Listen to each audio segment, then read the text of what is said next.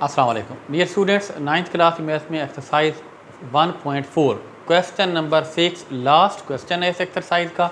इसके दो पार्ट हैं 1.4 के। क्वेश्चन नंबर 6 के अंदर हमें उसने ए की वैल्यू गिवन की हुई है, बी की भी गिवन की हुई है, सी की भी उसने गिवन की हुई है। वो मैंने लिखी नहीं है, मुझे ज़रूरत नहीं है यहाँ पे। तो एक पार्ट, ये पहला पार्ट मैं कर दूँगा, दूसरा बिल्कुल इसी के जैसा वो भी सेम है। तो पहले पार्ट के अंदर वो हमें कहते हैं कि आप प्रूव करो या वेरीफाई दैट कि A B whole transpose that is equal to B transpose into A transpose. इसमें हम लोगों ने लेफ्ट हैंड साइड और राइट हैंड साइड को आपस में इक्वल प्रूव करना है। सबसे पहला काम हम लोग इसके अंदर ये करते हैं, इसकी लेफ्ट हैंड साइड ले लेते हैं, that is A B whole transpose.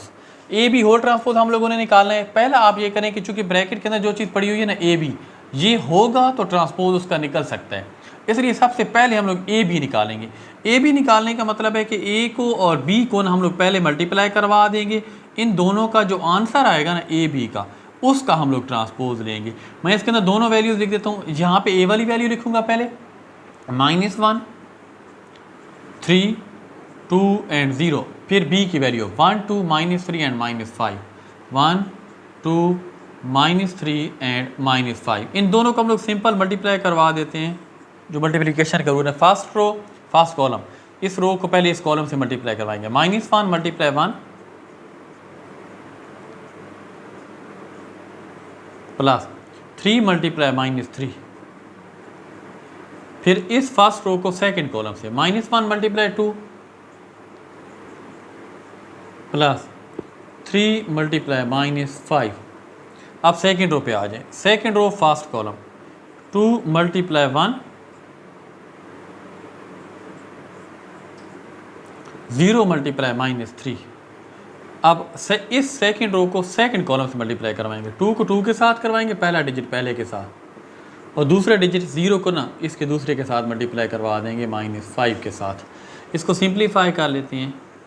ये आ जाएगा 1 टाइम जो है -1 होगा, माइनस ये वाला आएगा, प्लस माइनस 3 टाइम 9, और इनको 2 1 टाइम माइनस का 2 प्लस -5 3 टाइम 15। बिल्कुल सेम क्वेश्चन है, 2 1 टाइम 2, क्वेश्चन नंबर 5 के जैसा तकरीबन। ये प्लस माइनस 3 0 0, 2 टाइम 4 -5 0 0। इसको हम लोग लिख लेंगे माइनस का 10, दोनों को ऐड करेंगे तो इन दोनों को ऐड करेंगे तो माइनस का 17, ये 2 है और ये 4 आ जाएगा। ये हमारा जो आंसर है ना, एक बात का ख्याल रखना है, ये ए बी का आंसर है। हम लोगों ने क्या करना है, इस लेफ्ट हैंड साइड में ए बी का ट्रांसपोज लेना है। इसी टर्म का ना हम लोग ट्रांसपोज ले लेंगे। यहाँ से पहले मैं लिख देता हूँ, टेकिंग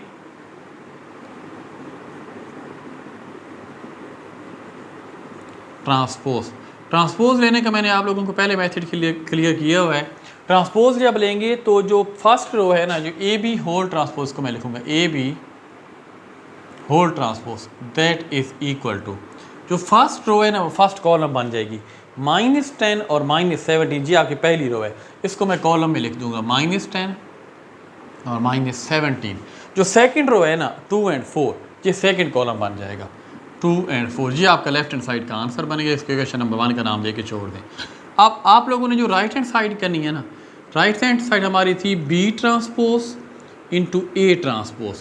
इन दोनों का हम लोगों ने मल्टीप्लाई करवाना है। इसका मतलब ना तो हमारे पास बी का ट्रांसपोज है, ना ही ए का ट्रांसपोज है। इन दोनों के पहले हम लोग ट्रांसपोज निकालेंगे, उसके बाद हम लोग इसको सिंप्लीफाई। मैं ए का ट्रांसपोज निकालूंगा, डायरेक्ट लिखता हूँ इधर से देख के।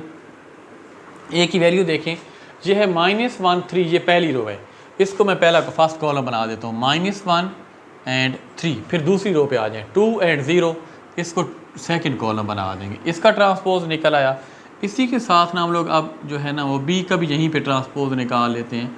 B transpose is equal to, इसका ट्रांसपोज निकालेंगे तो 1 एंड 2, ये फर्स्ट रो है, ये फर्स्ट कॉलम बन जाएगा। यानी आपने रोज़ को कॉलम में चेंज कर देना है बस।